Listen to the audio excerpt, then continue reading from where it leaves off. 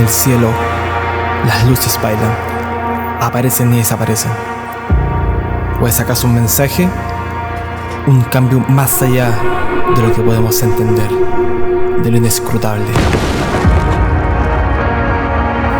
Nada es permanente, ni siquiera lo que creemos conocer. El cambio siempre está ahí, esperando.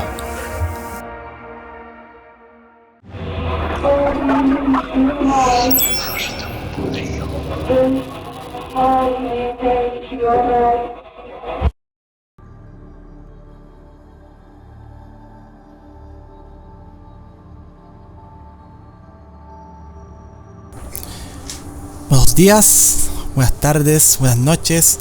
Me encuentro en La Serena junto al gran Cristian Rifo. ¿Cómo estás, amigazo? ¿Todo bien? Todo bien, muy bien. Él es periodista, ¿cierto? Fundador, dueño aquí el gran Museo OVNI, entusiasta e investigador del fenómeno OVNI, amigo, ¿cierto? Así es, sí. Bueno, periodista de profesión, pero yo siempre lo digo, un apasionado del fenómeno.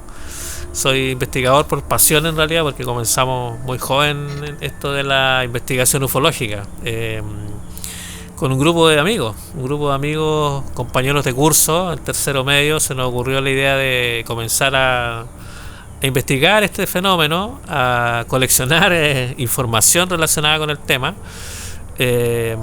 Bueno, al principio pensamos que iba a ser algo así como un hobby que uno tiene cuando es joven, ¿cierto? Claro. Estos hobbies que uno va cambiando a medida que van saliendo cosas y se van poniendo de moda.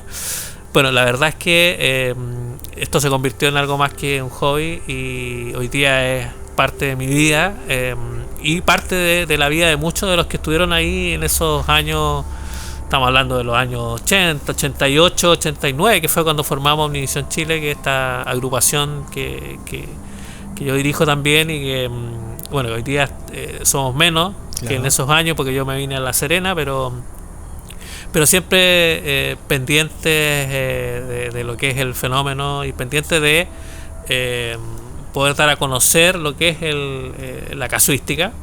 Bueno, ahí te cuento después más detalles, pero de ahí me hice periodista y eso me permitió poder de alguna forma comunicar lo que es el fenómeno, comenzar a divulgar lo que es el fenómeno OVNI. Los periodistas de la televisión radial, ¿cierto? Y televisión atribuyeron y contribuyeron mucho a la ufología, porque eran los primeros, antes que los mismos ufólogos, ¿cierto? Sí. Que salieran a hablar de un caso en sí. Sí, yo creo que en esos años, cuando yo te estoy hablando de los 80, pero antes de eso tú sabes que bueno, Chile comienza con esto de la investigación en los 60, ya habían grupos bastante consolidados, hubo una comisión también oficial. Los mejores años de la ufología. Exactamente, hubo una comisión, entonces ahí estaban como todos los que finalmente fueron los referentes nuestros de la investigación.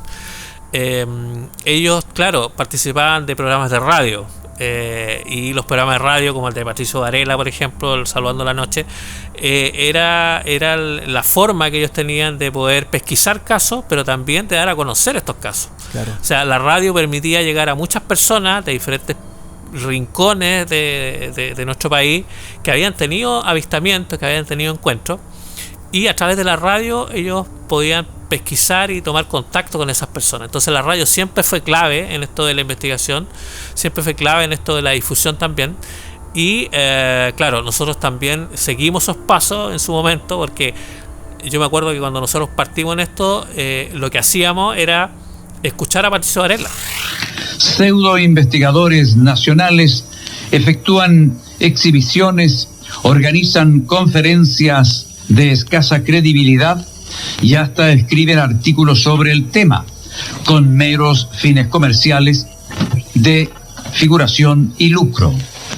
3. Lo único real y tangible sobre el tema es lo siguiente. A. Se reconoce oficialmente la existencia de un fenómeno denominado OVNI, sigla que significa objeto volador no identificado. B.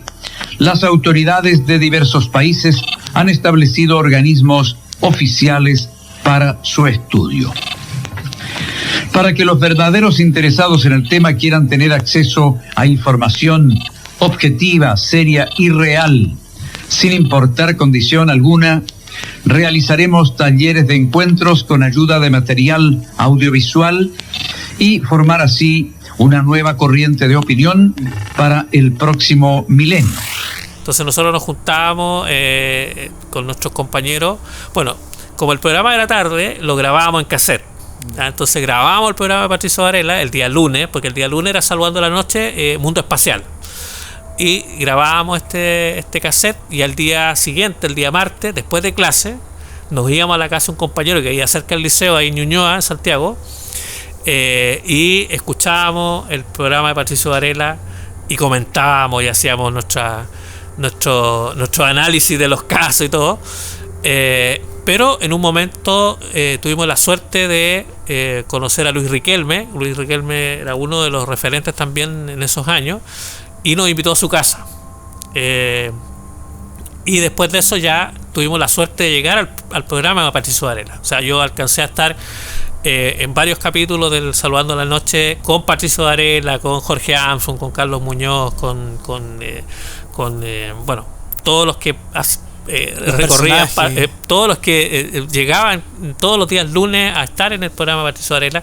Así que fue una escuela para nosotros Patricio Varela y el programa Saludando la Noche. Así que te digo, o sea, lo que tú mencionas, esto de los periodistas, de los medios, han sido claves dentro de lo que es la difusión. Hoy día tenemos medios digitales que nos permiten saber todo lo que está pasando al instante en cualquier punto del planeta. En esos años, incluso el Jorge Armstrong en su momento decía que las noticias de ufología, las noticias de OVNI a Chile llegaban como con pijama, porque llegaban súper tarde. O sea, nosotros nos enterábamos generalmente por los cables. O sea, los cables de noticias llegaban a los diarios, y lo publicaban, y recién ahí nosotros sabíamos de los casos. Claro. Hoy día no, hoy día pasa algo en Estados Unidos y a los minutos ya estamos... Claro, hay desclasificación y ya está en TikTok, está en exactamente, YouTube. Exactamente. Entonces, esos años fueron bien interesantes, porque la ufología se hacía de otra forma. O sea, la ufología se hacía cuando tú querías pesquisar sobre un caso o investigar sobre la historia o lo que había pasado en tal año. O sea, cuando nosotros empezamos a investigar, por ejemplo, no sé, el caso Valdés. Ya. Nosotros, para saber del caso Valdés, ¿qué hacíamos? Íbamos a la Biblioteca Nacional. O sea, a la Biblioteca Nacional y tomábamos la Estrella, el Mercurio, y empezábamos a hoja por solamente hoja. Diarios en esos claro, tiempos. claro. Y había muy pocos libros todavía de ufología. O sea, te digo, el primer libro de ufología fue el del 74, Los Sin Nombre. Pero hasta ahí no se hablaba del caso Valdés, porque no había ocurrido todavía. El 77 ocurre el caso Valdés. Entonces, era difícil. O sea, no era tan... O sea, eran años bonitos también, porque el ir a la biblioteca, buscar y de repente estabas pasando una hoja y decías, uy, aparece algo que no... Donde rendía la investigación como tal. Claro. Donde se estudia como tal. Y entonces, en ese mundo también comenzamos a viajar. Empezamos a movernos por Chile, tratando, dentro de nuestras posibilidades también, porque bueno, nosotros éramos estudiantes de tercero o cuarto medio, que no teníamos ni uno, pero que los papás, y yo le agradezco a mis padres que me apoyaron siempre en esto y me financiaban esas idas al sur, al norte, o a pesquisar estos casos. Pero esos años fueron muy bonitos. Y conocí a mucha gente importante, gente que de alguna forma nos marcó en lo que es la historia y lo que es el difundir el tema. Sin duda, Chile es testigo en sus años remotos, por así decirlo, 60, quizás 40, el caso Peyuco, ¿cierto? Sí, claro. Ya, el caso Chanco, que fue mencionado en el programa OVNI. No existía la definición de OVNI, la palabra OVNI no existía. Entonces, sí. Y si nos vamos más atrás, podríamos encontrar más casos. Sí, claramente. Claramente, o sea, yo te digo, uno en este camino, uno ha tratado de quizás conocer los casos emblemáticos, ¿cierto? Pero cuando uno empieza a retroceder, se da cuenta que el fenómeno no partió con el caso del Cabo Valdés, no partió con el caso de los artistas, sino que, como tú mencionas, por ejemplo, mencionas el caso Chanco, 1914, imagínate, 1914, cuando una joven describe un objeto cilíndrico. O sea, en 1914, o sea, cuando aeronáuticamente... Un biombo le llamaban ellos. Claro, aeronáuticamente lo que teníamos en Chile era el avión Sánchez Besa, que es el avión en el que se pierde el Teniente Bello. Claro. Bueno, el Teniente Bello, de hecho, se pierde un mes después del caso Chanco. ¿Lo habrán abducido? Puede ser. Y estaba en un avión Sánchez Besa, entonces eso era lo que aeronáuticamente existía. Y esta señora describe un cilindro que volaba y que tenía ruido de motor. Entonces hay casos...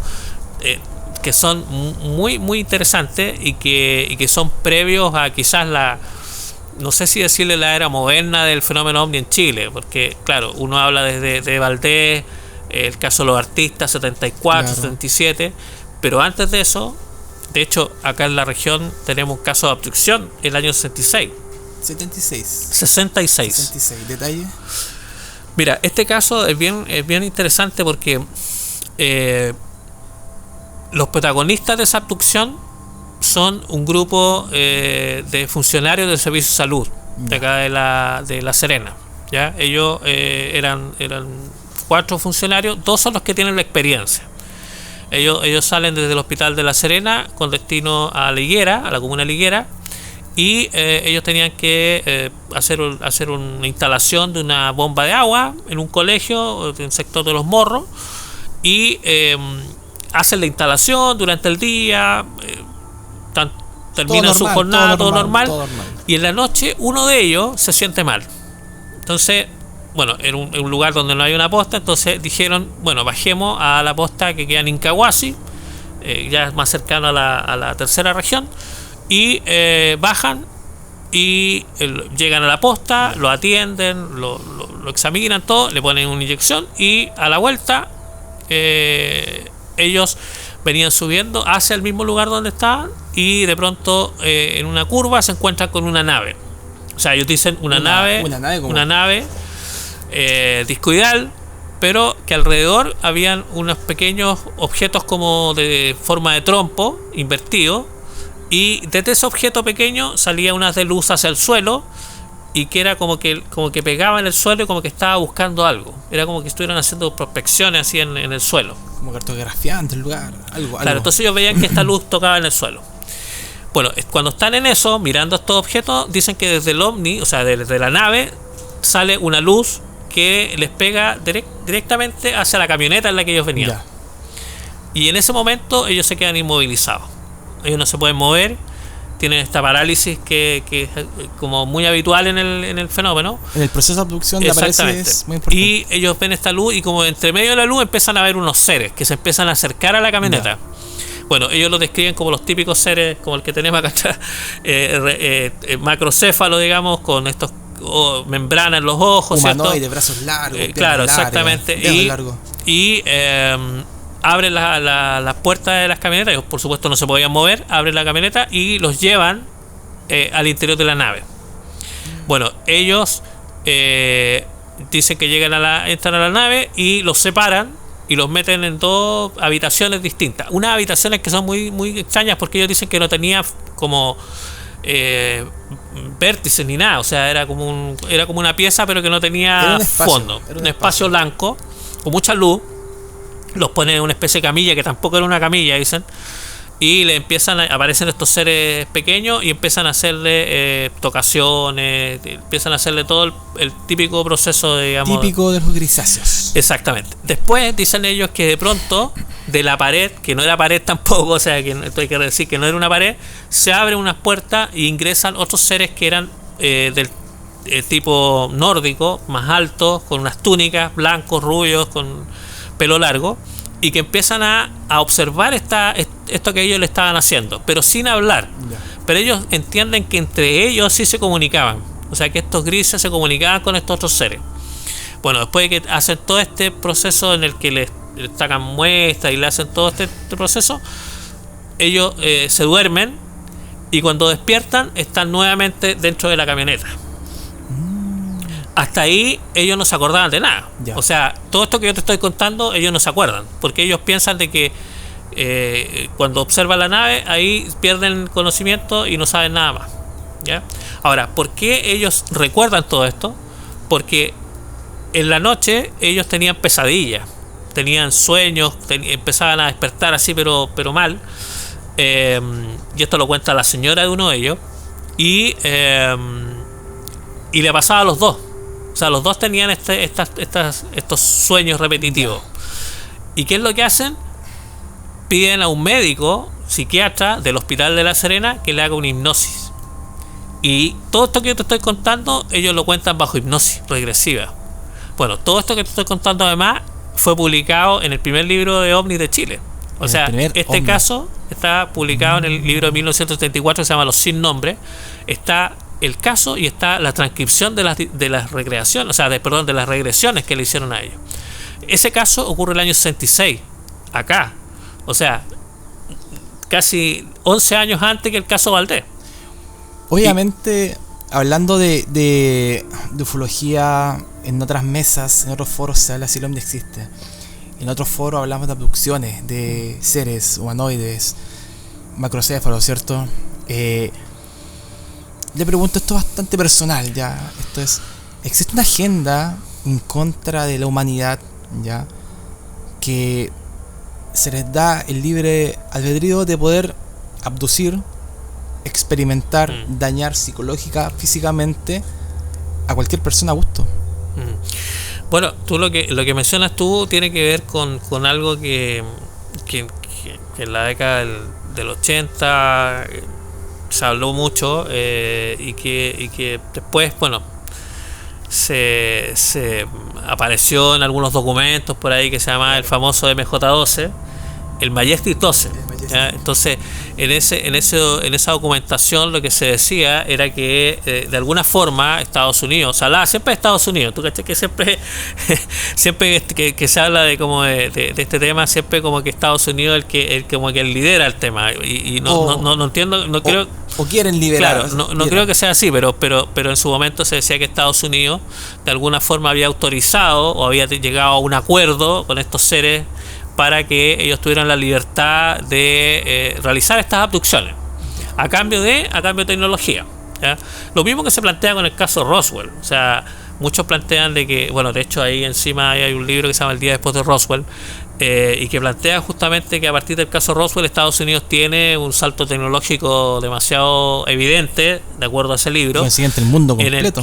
en el que se toma tecnología, o se conocería como tecnología inversa, digamos, y se utiliza a su favor. Entonces, todo eso forma parte, digamos, de estos supuestos tratos, supuestos acuerdos entre las grandes potencias, en este caso Estados Unidos, y estos supuestos seres grises o seres extraterrestres, no sé, que tendrían la libertad de venir a la Tierra a abducir. Y ahora, aquí uno se empieza a cuestionar el tema, porque uno dice, bueno, si nosotros fuéramos, no sé, a Marte y supiéramos que en Marte hay marcianos, claro, literal de Marte. Claro, exactamente. Nosotros lo que quizá mandaríamos a una misión diplomática de la Tierra a investigar estos personajes, y quizá alguno de ellos lo llevaríamos a una clínica y le haríamos exámenes y trataríamos de conocer cómo es su funcionamiento, digamos, del cuerpo humano. Es lo normal, o sea, el cuerpo marciano en este caso. Claro, es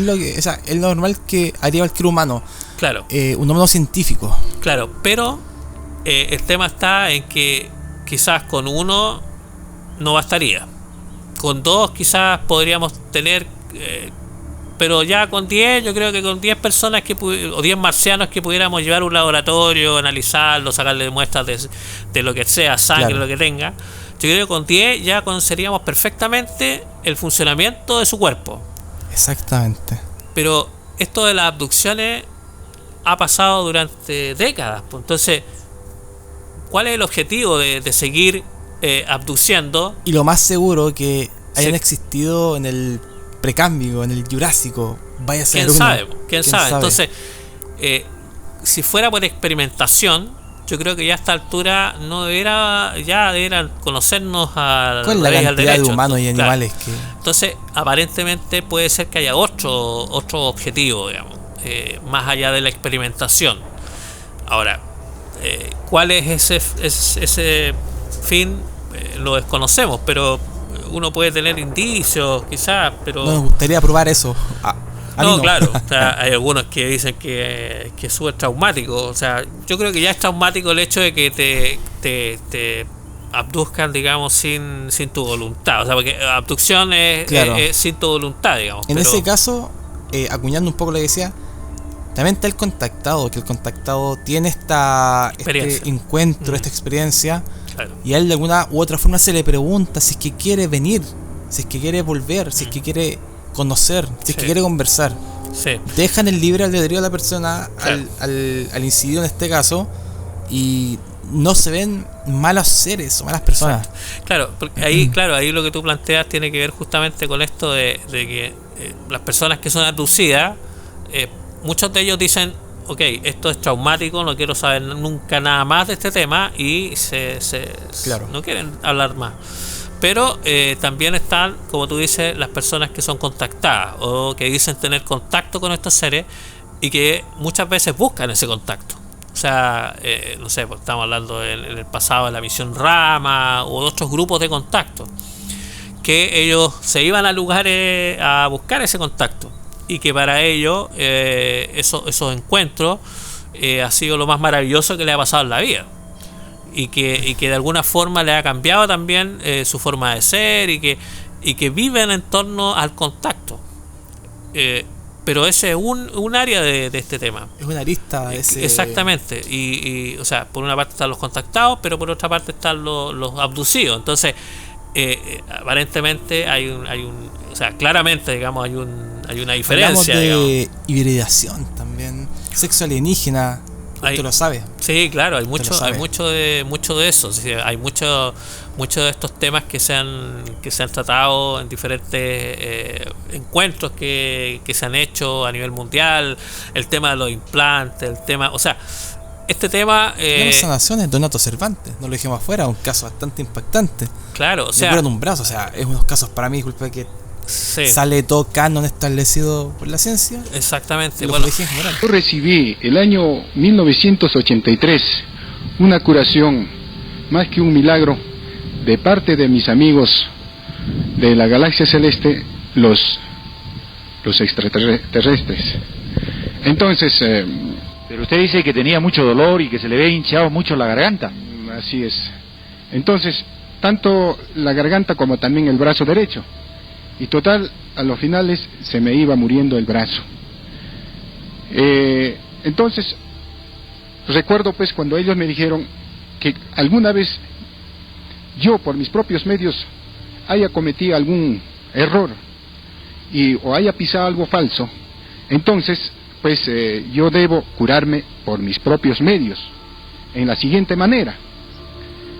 Este lugar yo realmente no sabía, porque para esto me tiene que indicar mi propia mentalidad. Entonces, cuando ya cumplió los 72 horas, ya mi mente me indicaba de que yo debo salir fuera de mi hogar, pero sin dar aviso a mi esposa, a nadie, porque así es mi curación de mi humilde persona, y para eso estoy indicado, ¿no?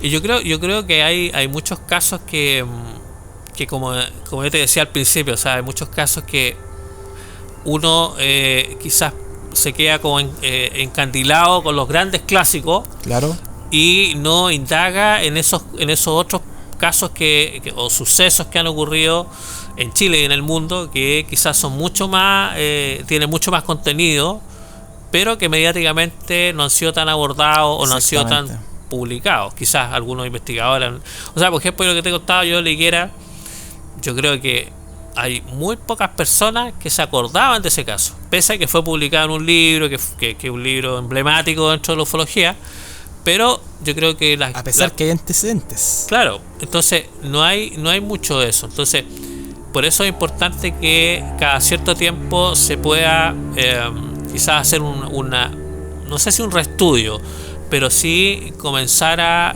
volver a indagar en lo que es la ufología de antaño, o sea, los casos que han quedado quizás un poco perdido dentro de, como digo yo, de esto que nos encandilamos con los grandes clásicos. Lamentablemente la ufología se investiga en pretérito pasado, ¿cierto? El 1% en futuro. Sí. Uno no puede esperar un ovni como tal, a Claro. menos que tengas un contacto premeditado. Claro. Pero siempre vemos el rastro que dejó el abducido, vemos la marca, el testimonio, Sí. el relato en sí. Pero en estos casos de abducciones y contacto, si lo unimos, ya el contacto vendría siendo benéfico por diferentes tipos de especies, no de razas, como para corregir a unas personas que piensan de esa forma. ¿A usted le gustaría ser un contactado? La verdad es que yo me quedo más en el área en el área de la investigación y en el área de la difusión. La tangibilidad. Sí, yo creo que a mí me gusta mucho lo que es la difusión del fenómeno. Yo, por supuesto que yo he tenido avistamientos y he tenido algunas experiencias que quizás no son tan espectaculares como otras personas que de pronto vienen acá y nos cuentan experiencias que son realmente extraordinarias. He tenido avistamientos, he tenido cosas que han llamado la atención, pero a mí lo que más me entusiasma de la pesquisa es, quizás por mi formación de periodista, es justamente el tema de poder difundir el fenómeno, o sea, de poder quizás yo creo que el hecho de tener un museo, por ejemplo, iba justamente por esa línea, o sea, la idea de que este tipo de sucesos, este tipo de casos no queden en el olvido, o sea, que exista un legado, digamos, de testimonio, de experiencia, de casuística, que vaya más allá de Cristian Rifo o Rodrigo Fuenzalía, o sea, algo que trascienda, digamos, a los investigadores que estamos hoy día tratando de sacar adelante este tema, sino que sea algo que mañana quizás las futuras generaciones sepan también y que esto no se pierda. O sea, claro. Ese es el objetivo de tener un museo, de poder quizás preservar mucho de esta información que un poco lo que te decía, o sea, es información que se va perdiendo en el tiempo. O sea, el caso Liguera, por ejemplo, quizás podría haber pasado colado y hoy día lo estamos retomando y lo estamos dando a conocer nuevamente. Cuando yo entré en la ufología nacional a la comunidad, conociendo a la mayoría de los personajes que exponen e investigan este fenómeno, ya los nombramos a todos, ¿cierto? Todos incluyen quiénes son, casi todos. Sí. Ahí me dijeron algo. Yo ahora obviamente estoy fuera de los cánones de edad, porque son todos media mayores que yo, y me dijeron que están escasos de nuevas generaciones que investiguen casos. Sí. Me dijeron varias de estos personajes. Y fue como una mochila grande en la espalda de decir, ya, rescatemos casos, investigamos de una forma divergente, ya no vayamos a la ufología farandulera, que es la que muy posiblemente podemos estar hablando. Pero es complejo, es muy muy complejo, porque ameritar el caso e investigarlo de esa forma es muy complejo, requiere muchos recursos. Sí, claro. Pero bueno, cada uno intenta dejar su granito de arena. Sí, pues. Sí, yo creo que yo lo converso siempre con los diferentes investigadores. Mira, más allá de todo lo que se habla, digamos, de quizás de las rencillas que puede haber entre los mismos ufólogos y todo eso, yo te digo que la verdad es que tóxico, ¿cierto? Sí, pero más allá de eso, yo creo que en el fondo, pese a todo lo que se habla en las redes y todo, nosotros casi todos nos conocemos y si tenemos diferencias, muchas veces después nos juntamos y igual resolvemos esas diferencias. Siempre se decía por ahí que yo y Rodrigo Fuenzalía no nos podíamos ver y que peleábamos porque porque La Serena y Viña y a Johnny Omnivisión. Pero la verdad es que Rodrigo ha sido uno de los yo te lo digo públicamente, o sea, ha sido uno de los que más nos ha apoyado con el tema del museo, al igual que Rodrigo Bravo, mucha gente de los investigadores que hoy día están haciendo cosas en la ufología han estado acá, han estado apoyando y quizás no lo han hecho públicamente, no han dicho, mira, sé que te traje esto, no, sino que muchos de ellos han venido por su cuenta, digamos, y han traído libros, están donando sus bibliotecas, o sea, nosotros tenemos parte de la biblioteca de Rodrigo Bravo, parte de la biblioteca de Gustavo Rodríguez.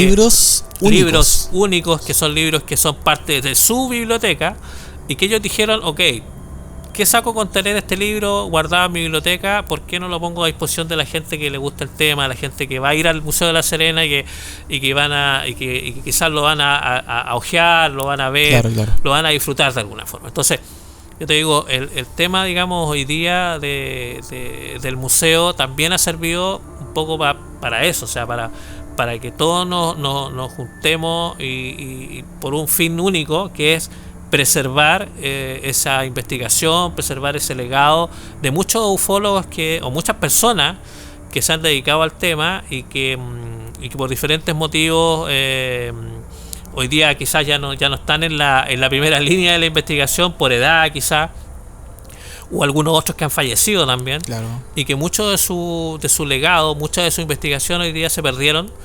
¿Por qué? Porque no teníamos un lugar donde poder tener ese material. Entonces, eso es un poco el objetivo de este espacio que creamos, que quisiéramos quizás tener el triple de espacio, porque nos falta mucho por poner muchos casos emblemáticos, que tú me has mencionado varios, que debieran estar acá, pero que por espacio quizás, o por recursos también todavía no los tenemos, pero que sin duda van a tener que estar acá. Por ejemplo, como soy ufólogo o me lo creo, me gustan los casos divergentes. Me declaro un ufólogo escéptico y divergente, ya, esa es mi catalogación. Entonces no me gusta la ufología farandulera, ya el caso Valdés, todo eso. Voy al caso que a usted le gusta, el que está atrás de la mesa, el de abajo de la silla, ese caso que está olvidado, el caso Peyugo, el caso Chanco, por ejemplo, casos que han pasado casi 100 años y todavía no se extinguen como tal. Entonces también uno tiene una responsabilidad de hacerlo. Quizás faltan personas que hagan talleres, hagan, por ejemplo, foros vivenciales, congresos ufológicos, seminarios. ¿Qué opina de eso? Han pasado casi 80 años de ufología. Yo creo que dentro de, como tú dices, para hacer investigación quizás de terreno, o sea, de ir a pesquisar todos estos casos, que nosotros cuando partimos lo hicimos, o sea, partimos, no sé, para el caso Los Ángeles, andábamos por todos esos casos. Claro, requiere recursos y tiempo. Entonces, tiempo hoy día tenemos menos, recursos no tanto tampoco, claro. Entonces nos cuesta un poco, pero hoy día han aparecido otras personas que han comenzado a interesarse por ese mundo. Quizás en el caso mío no digo que no investigue, digamos, los casos actuales, pero sí he tratado de revivir, he tratado de buscarle una nueva, digamos, una nueva mirada a muchos de los casos actuales, digamos. O sea, me refiero a casos que en su momento fueron parte de la historia y que tenían alguna arista, digamos, perdida que no... Muchos critican el ufólogo o al ufólogo que investiga el pasado, ¿cierto? Y te dicen, a mí me lo dicen de repente, que por qué no investigáis casos nuevos. El fenómeno ovni no se comporta como hace 30 años atrás. Sí, o sea, no se comporta así, pero también el testigo tampoco es el mismo. O sea, el testigo hoy es una persona que está mucho más quizás con otro tipo de estímulos. Tenemos herramientas digitales bastante... Exactamente, que nos permiten, digamos, estar en otra... Hoy día, ¿cuánta gente mira el cielo, por ejemplo? O sea, la mayoría de la gente está con el celular. Entonces, el testigo es muy distinto. Entonces... ahora, en el caso mío, yo he escuchado, digamos, esas críticas, digamos, de que quizás por qué uno sigue dándole al caso Valdés, bueno, en el caso mío, por mi formación de periodista, me interesa la historia, claro. O sea, por eso yo sigo, digamos, pero ¿esos casos siguen abiertos hasta ahora? Sí, abierto, pero eso no significa que no siga, digamos, interesándome en muchos de los casos que vienen las personas que visitan el museo, que me dicen, oye, ¿sabes que tuve esta experiencia? Yo sigo indagando, sigo pesquisando esos casos, pero claro, por el hecho de ser un museo también, pesquisamos, digamos, esos sucesos que ocurrieron en el pasado, porque esos son quizás los que hay que preservar hoy día. ¿Por qué? Porque muchas de las personas que tienen que ver con esos casos están falleciendo. Entonces hay muchos testimonios orales, personas que quizás no tienen la fotografía, que quizás no tienen el video, pero que tienen un testimonio interesantísimo y que, no sé, un ejemplo. Vino un señor acá que era piloto. Piloto durante toda su vida. Este caballero tenía más de 80 años. Vino acá con su señora. Y este señor tenía la misión de salir desde Santiago y ir a Antofagasta a dejar los diarios. Todos los días. Los diarios La Tercera, no sé qué, La Última Noticia, claro. Todos los diarios que llegaban a las regiones Antofagasta. Y él aterrizaba todos los días en Cerro Moreno. Y él nunca en todos estos años había querido contar esa experiencia que tuvo una vez aterrizando en Cerro Moreno. Y la señora que estaba acá me dice a mí: oiga, dígale que le cuente la experiencia que tuvo. Y este caballero, ante toda la gente que está acá en el museo, contó esa experiencia. Y él dice que venía aterrizando en Cerro Moreno, aproximando ya a la pista, cuando de pronto dice que ve pasar algo luminoso por debajo del fuselaje del avión. Y él lo primero que piensa es que era un avión de la Fuerza Aérea que le estaba haciendo una broma. Entonces él tiene esa idea al principio y ve y mira hacia el costado y observa, dice él, como una especie de puro alargado que pasa por el costado del aeropuerto. El típico ovni cilíndrico. Que pasa por debajo. Y él inmediatamente toma el control y dice a la torre, le dice, torre de control, tiene un tráfico reportado, y de la torre de control le contestan, le dicen: no tenemos ningún tráfico reportado, pero nosotros también lo vimos.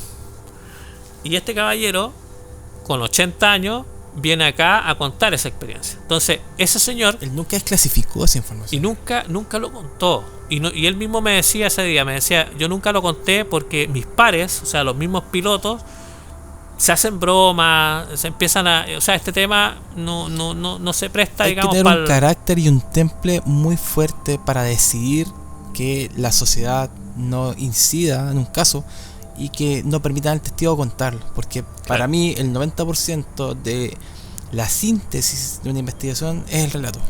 Claro. Entonces, estos casos que personas que vienen acá los cuentan, se pueden ir perdiendo en el tiempo, que son relatos, como digo, orales. Está pasando. Y que de pronto, no sé, puede ser parte de la reunión familiar. O sea, que se juntan el fin de semana con los familiares. Oye, ¿te acordáis cuando vimos el ovni? No sé qué. Ahí salen esa información, pero en ese ámbito. Pero ya cuando llegan acá, cuando están acá en el museo, como que se liberan un poco. Porque yo les digo afuera, yo siempre les digo: miren, si ustedes tienen una experiencia, este es el lugar donde ustedes pueden contar esa experiencia. Porque todos los que están acá, claro, de alguna forma, o tuvieron una experiencia, o conocen a alguien que tuvo una experiencia, o les interesa el tema. Entonces, es el ambiente propicio para contar la experiencia. Han pasado casi 80 años de la era de la ufología moderna con el profe Joseph Oppenheimer, ¿cierto? Sí. ¿Qué va a pasar en 160 años en el futuro? ¿Vamos a seguir hablando del ovni si es que estoy vivo? No, si voy a tener 90 años y si es que estoy vivo vamos a hablar del ovni, del cilíndrico, del discoidal, del polimorfo. Claro. Una muy buena pregunta, porque si cuando nosotros partimos, mira, cuando yo partí en el tema de los ovnis, cuando te hablaba estos estudiantes tercero medio, claro, ahí en el liceo de Ñuñoa, nosotros nos preguntábamos si los ovnis existían. O sea, la pregunta que todos hacían era: ¿existirán los ovnis? Bueno, hoy día, mucho tiempo después, ya no nos preguntamos eso. Opino lo mismo. Entonces hemos avanzado. Hoy día lo que nos preguntamos es cuál es el origen del fenómeno. Claro. O sea, ¿son extraterrestres? ¿Cómo son? ¿Qué comen? ¿Qué serán? Claro, y si son extraterrestres, o sea, claro, la hipótesis extraterrestre es la más científica de todas las hipótesis, pero también han aparecido otras hipótesis de no sé, seres dimensionales. O sea, pueden haber dimensiones paralelas a la nuestra y que estos seres tengan la posibilidad de moverse entre dimensiones. Puede ser que sean viajeros del tiempo. Para mí, enfatizando un poco y marcando eso, para mí el fenómeno ya es interdimensional, porque es inexplicable frente a los ojos.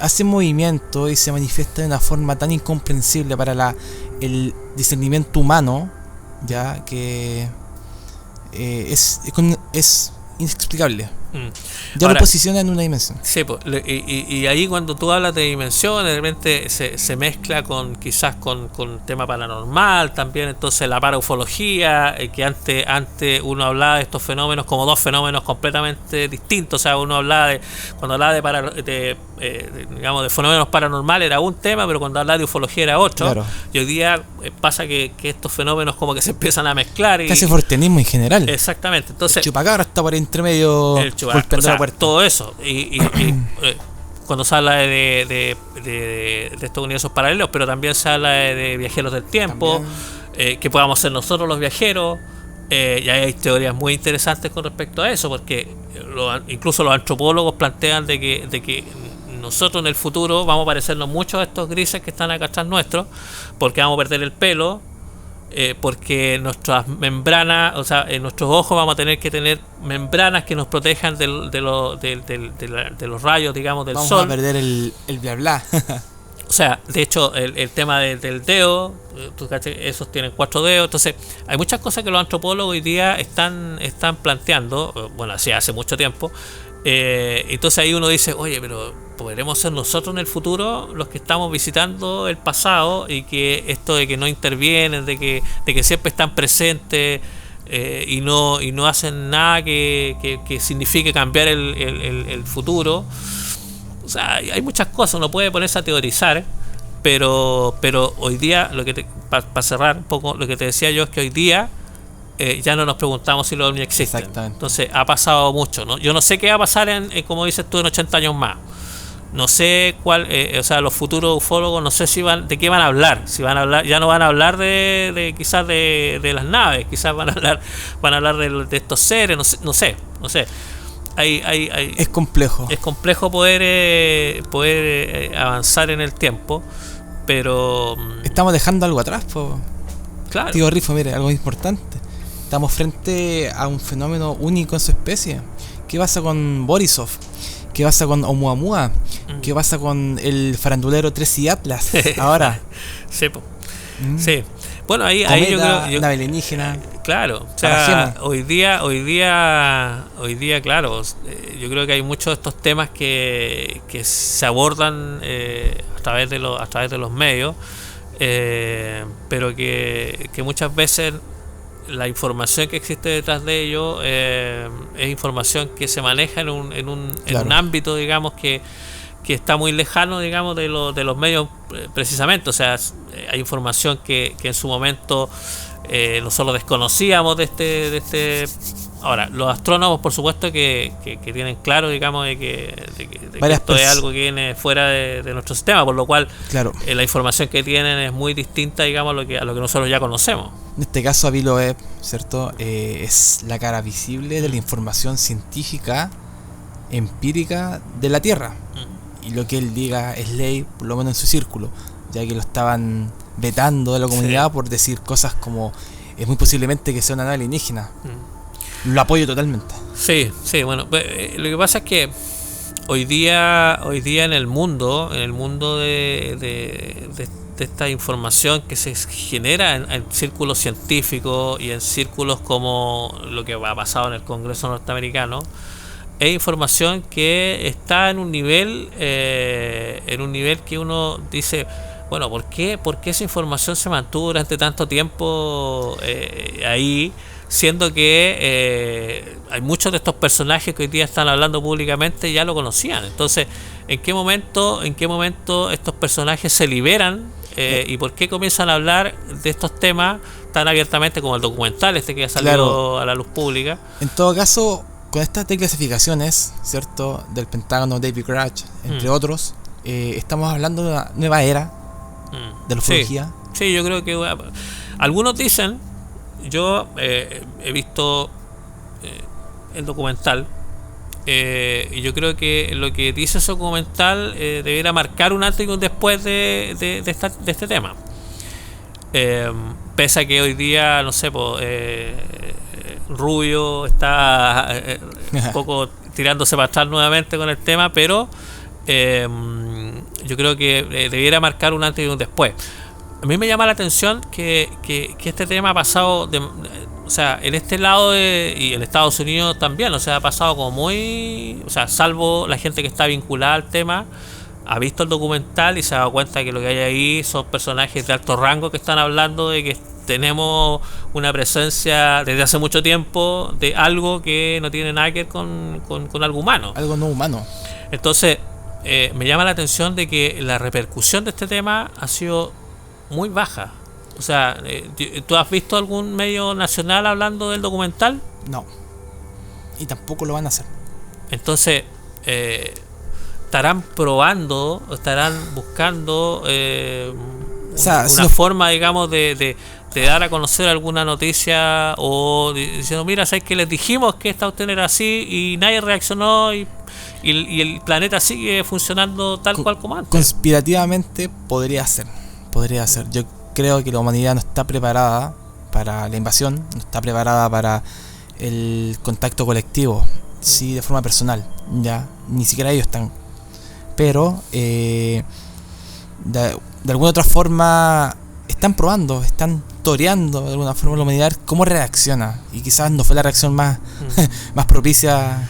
Sí, a mí me llama mucho la atención, o sea, yo como periodista me ha llamado bastante la atención el hecho de que los medios en general no han hecho eco, digamos, de la importancia de ese material que está ahí. Quizás puede ser porque todavía el documental no ha llegado oficialmente, digamos, a las plataformas, en este caso Prime Video, que es claro, la que lo va a mostrar. Y lo que ha pasado hasta ahora es que piratamente muchos de nosotros hemos podido ver el documental, pero no sé si cuando ya se haga la presentación pública, digamos, del documental, puede haber alguna reacción. Ahora, siempre pensando en que Estados Unidos es quizás el que siempre lidera este tema de noticias, pero Latinoamérica también tiene una fuerza bastante importante. Entonces, si Latinoamérica de alguna forma, desde Chile, desde Argentina, de Brasil, desde, no sé, Perú, tenemos alguna reacción, quizás podemos generar alguna bulla. Pero bueno, vamos a tener que esperar a tener el documental oficialmente público para poder hablar. Claro. Igual es importante tener diferentes aristas e investigaciones de otros compadres, de otros amigos y colegas UFO. Bueno, son hartas preguntas que le quiero hacer, pero por ejemplo, ¿qué va a pasar el día que los canales de televisión digan, como se dijo, ¿no?, en canales internacionales, que tienen la primera evidencia de una parte biológica de un ser no humano? Yo recuerdo, eso fue hace poco, ¿cierto? Es un poco instruyéndome en esa parte, en la divulgación, ¿cierto?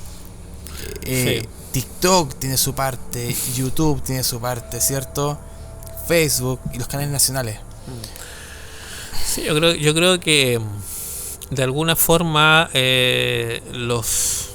si llegara a pasar eso, si llegara a pasar que en algún momento se diga, ok, oficialmente tenemos que decirles que existen seres extraterrestres y que estos seres ya están en la Tierra y que han estado conviviendo con nosotros desde hace mucho tiempo y que hoy día los tenemos acá públicamente y aquí están y se los presentamos.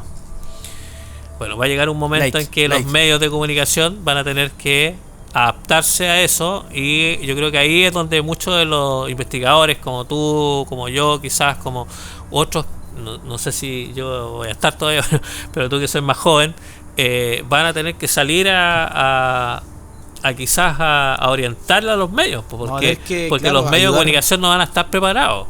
O sea, hoy va a haber una necesidad de los medios de comunicación por tener una visión histórica del fenómeno, pero también una visión quizás contrastar casos. Claro, o sea, saber sintetizar información y de alguna forma explicarle a la gente que esto no es algo de hoy día. O sea, esto viene con una historia, que viene con una casuística, y alguien va a tener que salir a ser asesor de los medios de comunicación. Siempre estuvo con nosotros, está con nosotros y siempre estará con nosotros el fenómeno ovni como tal. Sí, sí. es algo que siempre yo creo que nos ha acompañado durante mucho tiempo y claro, quizás nuestros ancestros, digamos, lo escribían de otra forma, o sea, los nombres que existían de estos seres, claro, eran muy muy distintos, o sea, no sé, los romanos hablaban de escudos llameantes, carros de fuego. Me encanta el paleocontacto. Claro, entonces, y hoy día, claro, en un momento hablamos de platillos voladores. Acuérdate que con Kenneth Arnold hablábamos de platillos voladores, discos con Billy Mayer. Discos, o sea, y llegamos a los WAP. Entonces, ha habido un proceso en el que la humanidad ha convivido de alguna forma o ha tenido estos contactos y que lo ha descrito de diferentes maneras, con diferentes nombres, pero en la esencia es el mismo fenómeno. O sea, en la esencia el fenómeno se ha mantenido durante todo este tiempo y las manifestaciones, estos paleocontactos que tú mencionas, son descripciones tal cual como lo que ocurre hoy día. Yo creo que ellos bajaban, compartían con las tribus, les enseñaban cosas, ¿cierto? Para Cristian Rifo, una pregunta ya para ir terminando. Y ¿cuál es el caso que tú le pondrías el top 1 ya a nivel nacional? Juguemos de local. ¿Cuál es el mejor caso que incluye mejor evidencia, mejor relato, mejor aprobación, mejor lobby, mejor incidencia y mejor reputación de la ufología chilena desde que haya uso de razón? Mira, yo quizás hace un par de meses atrás te habría dicho el caso Valdés. Ya. ¿Por qué? Porque es un caso que yo he investigado, un caso en el que yo tuve la suerte de estar en el lugar con uno de los conscriptos, he entrevistado a Valdés varias veces, he tenido mucho, o sea, tengo todo el respaldo, digamos, de toda la información que se publicó en esos años, o sea, tengo mucha información. El testigo 1. El testigo 1 y otros testigos que son los conscriptos, con los que también he tenido la posibilidad de conversar, específicamente con uno de ellos, con el que viajé a Putre y estuvimos en el lugar donde ocurrieron los hechos, escribí un libro sobre el caso. Entonces, yo te diría que ese podría ser el caso que para mí está quizás con más respaldo, con más documentado. Pero fíjate que a partir del caso que te conté de la higuera, yo me quedo con mucha información interesante de ese caso. O sea, ¿por qué? Porque si yo te contara que esto pasó y que los testigos hoy día fallecieron los dos, pero si yo te contara que eso quizás pasaría colado y tú podrías decir sí, pero era un relato que ellos contaron pero está el respaldo de las regresiones. O sea, ellos cuentan por separado, eso es súper importante. Lo mismo que pasó con el matrimonio Gil, por ejemplo, que cuentan por separado en esta hipnosis un encuentro. Entonces, en este caso de la higuera están las regresiones también. Y hoy día yo tuve la suerte de conocer al hijo de uno de ellos, con el que tuve la posibilidad de entrevistarlo. Estoy a punto de conversar con la señora, con la ex, digamos, la viuda de este señor que tuvo la experiencia, que es la que recibe el testimonio de primera fuente, digamos. O sea, que su esposo le cuenta lo que vio y es la que sufre en la noche todos estos sueños que él tenía, que de pronto despertaba y pegaba un manotazo y suéltame. Esta señora hoy día está viva, ella no vive en Chile, pero curiosamente justamente está en Chile ahora, así que voy a entrevistarle. Entonces yo te diría que ese caso hoy día me tiene, digamos, muy entusiasmado, porque es un caso de abducción el año 66. Son los casos más difíciles el primer registro de una abducción en Chile. Exactamente. Estamos hablando del año 66. Oiga, ¿y qué pasa con Juan Maldonado? Que por ahí lo veo. Juan Maldonado, por supuesto, es un caso interesantísimo. Que difiere de todos cánones establecidos por la ufología mundial. Y que tiene poderes, clarividencia, precognición, claro, y que en su momento pasó lo mismo que este caso. A Juan Maldonado yo lo conocí porque éramos amigos de una iglesia mormona. Encuentro a mi amigo Juan Maldonado que se paseaba en el pasillo y yo le pregunto: oye, Juanito, ¿qué estáis haciendo? ¿Por qué no estáis en la escuela dominical? Y él me dice: no, hermano, es que ando preocupado, tengo problemas, no hay qué hacer. Y andaba con un librito chiquito así en su mano, un cuaderno, perdón, de eso de 60 hojas, 40 hojas que eran cuadriculados. Y me dice, ¿podríamos conversar en alguna sala? Yo le dije, claro, ¿por qué no? Y allí recién él me cuenta de lo que le había pasado, ¿cierto? De lo que le había pasado con respecto a los seres extraterrestres. Él trabajaba, eso fue el 17 de junio del año 1977. Esto le pasó en la casa de don Arturo Solo de Saldívar. Arturo Solo de Saldívar es como una especie, una estancia, ahí trabaja él como peón. Y bueno, allí fue la primera vez que él tuvo ese avistamiento. Primeramente él estaba escuchando una radio, una de las radios locales, le gustaba escuchar los mexicanos, qué sé yo, en la noche, cuando de repente hubo un apagón, se apagaron todas las luces. Y él salió a ver qué pasaba, se fue directamente al tablero y al subir el tablero no pasó nada. Miraba con una linterna qué es lo que habría pasado y no pudo dar esa luz. Y en eso ve, a un costado, ve una luz grande que era muy fuerte y se dirigió a ese lugar y allí se encontró con estos hermanos extraterrestres. Por supuesto que él no ve la nave en sí, porque el resplandor y la luz era tan intensa que no pudo ver ni siquiera a los seres extraterrestres. No los pudo ver, digamos, físicamente.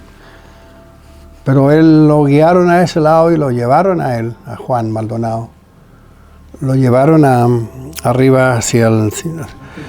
Sí, y cuando él vuelve a su lugar donde estaba, el hombre cae como un trance, se queda como dormido, sus compañeros todos asustados, qué le había pasado, y él le contó que se había comunicado o que había hablado con extraterrestres y que lo habían llevado y todo eso.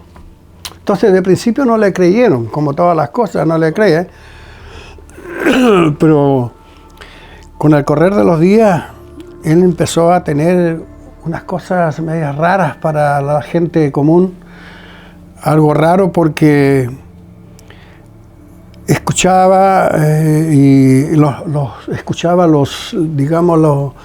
las conversaciones de sus patrones.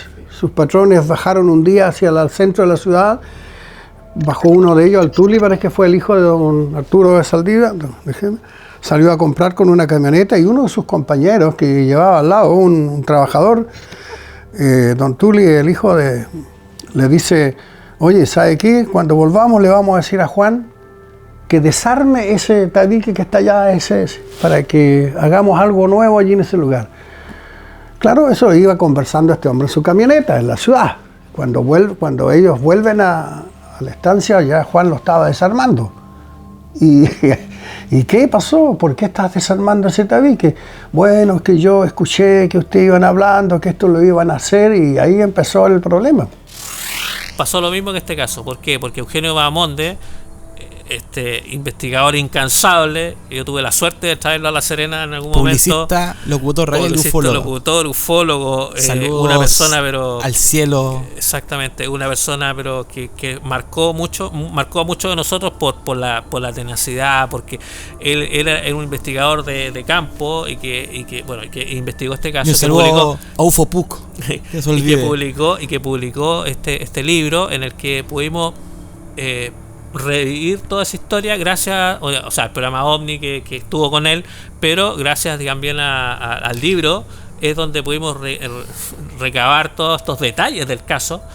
Es un caso que el otro día lo conversábamos con no me acuerdo con qué investigador, decíamos, si este caso de Maldonado lo hubiese tomado Steven Spielberg, lo convierte en una película pero increíble, porque lo que vive él es realmente insólito, y que sin duda forma parte de la historia de la ufología. Por eso lo tenemos acá en un lugar destacado aquí en nuestro museo. Y tenemos el libro también que es muy difícil de encontrar. Es como la figurita del Oscar, pero la figura del gran Juan Maldonado, jardinero, que fue abducido, volvió, lo mandaron, lo enviaron con poderes, habilidades. Exactamente. Y además que hay testigos de esos poderes, o sea, no es que alguien, no, hay gente que sabe y que fue testigo de sus poderes. el programa OVNI fue mi enciclopedia en esos tiempos. En esos tiempos, cuando yo me inicié, no había YouTube, no había libros que podía acceder. 98, 99, 2000. Sí, poco. Así que un saludo también al aire, al cielo, al gran Patricio Bañados. Patricio Bañados, sí. Oiga, estamos ya terminando este gran podcast. Chiquillo, ¿alguna pregunta? Matías, Sacha, ¿alguna pregunta? Lo que pregunta ella es sobre las nuevas generaciones. ¿Qué opina? Consejo, porque ese consejo también va a pegar muy fuerte en el pecho, porque como una generación, póngale. No, yo creo que hoy día lo que tenemos que hacer como investigadores ya con más años, digamos, dentro de este tema, es poder acercar justamente a los interesados, que hay muchos. O sea, yo me he dado cuenta cuando viene la gente acá al museo, me doy cuenta de que los niños y los jóvenes, los adolescentes, son los más interesados en este tema. Y me ha llamado la atención, digamos, muy positivamente, que muchos de ellos conocen mucho de los casos, conocen mucho de la casuística chilena. La tecnición del fenómeno. Y muchos de ellos preguntan siempre cómo poder investigar este tema. Entonces, creo que nosotros tenemos la gran misión de poder acercar a esas nuevas generaciones a la investigación ufológica. Quizás, como tú me planteabas ahí delante, decías, faltan los talleres, quizás. O sea, falta que se hagan talleres, seminarios, congresos. Nosotros tratamos de hacer lo mayor posible, digamos, en cuanto a la difusión, pero hoy día creemos que estamos al debe con respecto al trabajo que podemos hacer con las futuras generaciones. Invitarlos a que se acerquen a los investigadores, que puedan. Hoy día hay mucha información disponible en las redes sociales, pero también les pido que tengan mucho cuidado también. O sea, hoy día circula mucha información, pero traten de que esa información sea de fuentes confiables. O sea, que los grupos de investigación más importantes, los que están haciendo cosas, sean los referentes. Yo le doy unas gracias públicas a nuestro gran amigo Klaus, por supuesto. Porque él, como el mejor youtuber que tiene Chile, también abarca el fenómeno OVNI. Sí, no, pues Klaus, agradecerle porque él estuvo acá, conversamos, tuvimos una excelente conversación ahí con él, con su familia, y agradecerle por lo que está haciendo él por difundir el tema. Para nosotros es el mejor creador de contenido. ¿Sí? Yo lo digo a la cámara, el mejor youtuber que tiene Chile. Porque en el Copihue lamentablemente casi estuvo ahí, pero para nosotros es el mejor creador de contenido. Yo no necesito un Copihue, disculpe, necesito un Copihue para saber quién es el mejor. Exactamente, yo tampoco, así que por eso yo lo saludo y le agradezco. Así que él es un buen referente para que los jóvenes también puedan empezar a indagar en estos temas. Y bueno, y si quieren conocer del trabajo nuestro también, nosotros tenemos el www.museoovni.cl, donde publicamos todas las informaciones que nosotros estamos haciendo, nuestros podcasts, todo lo que estamos haciendo está ahí. Y ahí, bueno, si quieren tomar contacto con nosotros y visitar el Museo OVNI también lo pueden hacer, porque es un espacio que está abierto para todos. Me contaba que está el podcast de la ADN Radio ahora. Sí, tenemos un podcast que se llama Luces en el Cielo con ADN Radio, una alianza que hicimos con ADN y el Museo OVNI en La Serena, así que estamos muy contentos de ese podcast que sale todos los viernes.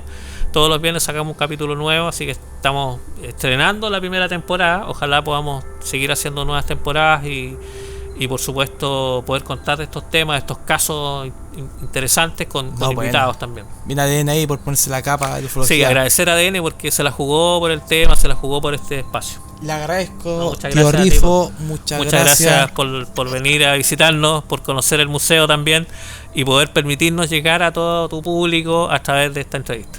Le agradezco en nombre a Dimensión Paranormal que es, pero al final es un alma, es un ser completo. Hay simbiosis entre ufología y paranormal, así que le agradezco, espero verlo en otra ocasión en Santiago también, ¿cierto? Le prometemos unos regalitos, ya por mi parte yo le dije, así que bueno, agradezco a todos los que nos vieron, ya den like, chiquillos, compartan este hermoso podcast, apoyemos la ufología nacional, vayamos en aumento, vayamos en ascenso, en investigación, vayamos, repito, en ascenso, investigando. Tenemos que ser los mejores en esto. Así que buenas noches, buenos días, buenas tardes para quien me esté viendo. Muchas gracias. Chao, gracias.